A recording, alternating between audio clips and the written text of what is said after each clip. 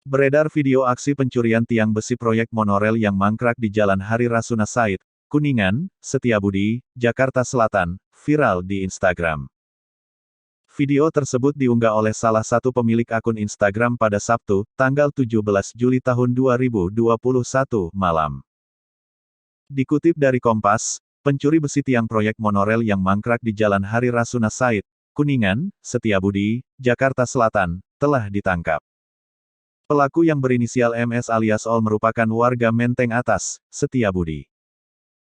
Dia mencuri tiang besi proyek monorel pada Sabtu, tanggal 17 Juli tahun 2021, pukul 8.30 waktu Indonesia Barat. Pelaku telah melakukan pencurian dengan cara memotong sebanyak 6 buah batang besi tiang pancang monorel yang berada di Jalan Hari Rasuna Said atau tepatnya di sekitar atau di depan Plaza Festival Kuningan, ungkap Kapolsek Metro Setiabudi Kompol Rinaldo Aser dalam konferensi pers, Senin, tanggal 19 Juli tahun 2021.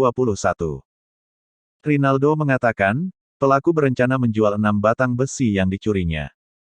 Menurut pengakuan pelaku, nantinya setelah dijual digunakan untuk menebus kendaraannya yang sedang diperbaiki di bengkel, ungkap Rinaldo.